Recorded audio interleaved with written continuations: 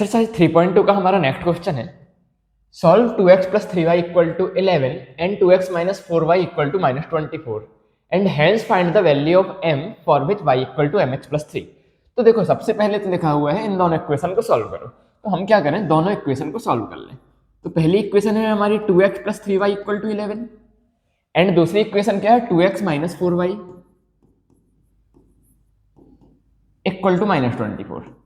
दो इक्वेशन को सॉल्व करने के बहुत सारे मेथड हैं, लेकिन हमारी एक्सरसाइज 3.2 में सब्स्टिट्यूशन है, तो हम इसे सब्स्टिट्यूशन से करते हैं। सब्स्टिट्यूशन में क्या करना होता है, किसी एक इक्वेशन से किसी एक वेरिएबल की वैल्यू निकाल लो और दूसरी इक्वेशन में रख दो। ठीक है, तो मैं मान लो ये इक्वेशन हमारी पहली बोल देता हूँ, ये इक्वेशन दूसरी बोल देता हूँ। पहली इक्वेशन को सॉल्व करते हैं और x की वैल्यू निकाल लेते हैं।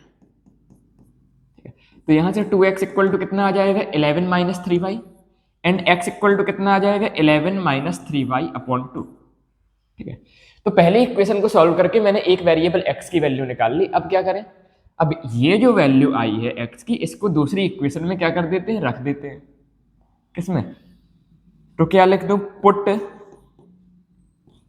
x फ्रॉम 3 into, मतलब थर्ड इक्वेशन से x की वैल्यू सेकंड इक्वेशन में रख देते हैं। तो चलो रखते हैं, तो 2 की जगह पर कितना आ जाएगा, 2 आ जाएगा। x की जगह पर 11 minus 3y upon 2 minus 4 into y, तो माइनस का 4 इंटू वाई इक्वल टू कितना है, इक्वल टू है माइनस 24। इसको सॉल्व करते हैं तो देखो 2 और 2 क्या हो जाएगा, कैंसिल, एक मल्टीप्लाई में है एक डिवाइड में है। आगे क्या आ गया 11 minus 3y minus 4y equal to minus 24। तो 11 minus 3y and minus 4y कितना होगा, minus 7y equal to minus 24। Minus 24 के साइड बुला लेते हैं, तो 11 प्लस 24 इक्वल टू कितना आ गया 7y, means 35 equal to 7y, means y equal to 35 upon 7 that is 5, means y की वैल्यू हमारी कितनी आ गई, 5 आ गई। अब y की वैल्यू आने के बाद क्या करें, x की वैल्यू निकालना पड़ेगा। तो x की वैल्यू जिसमें भी x y है उनमें से किसी में भी हम y की वैल्यू रख दें तो x की वैल्यू आ जाएगी।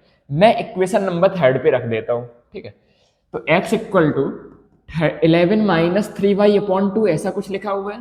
देखो x equal to 11 minus 3y upon 2, यहाँ पर y की जगह कितना रखते हैं, 5 रखते हैं।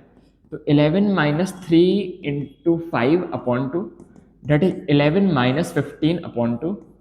11 माइनस 15 कितना होता है, माइनस 4 अपॉन 2। तो x इक्वल टू हमारा कितना आ गया, माइनस 2। ठीक है, तो x की वैल्यू हमें मिल गई माइनस 2 और y की वैल्यू मिल गई 5। दोनों इक्वेशनों को हमने क्या किया, सॉल्व कर लिया। आगे का क्वेश्चन पढ़ते हैं, find the value of m, मतलब m की वैल्यू को फाइंड करो for which y equal to mx plus 3। तो हमें देखो, हमें दिया हुआ है y equal to mx plus 3 और हमसे पूछा है m की वैल्यू निकालो। तो m की वैल्यू तो निकाल लेंगे हम, लेकिन यहाँ पर x और y क्या रखें, तो x और y देखो हमने कैलकुलेट कर लिया है, x की वैल्यू -2 और y की वैल्यू 5। तो इस इक्वेशन में x की वैल्यू कितना रख दे, -2 और y इक्वल टू कितना रख दे, -5। दोनों को रखने के बाद जो m की वैल्यू हमें मिल जाएगी, तो पुट करते हैं। y की वैल्यू +5 है ना, हाँ जी, y की वैल्यू +5 है।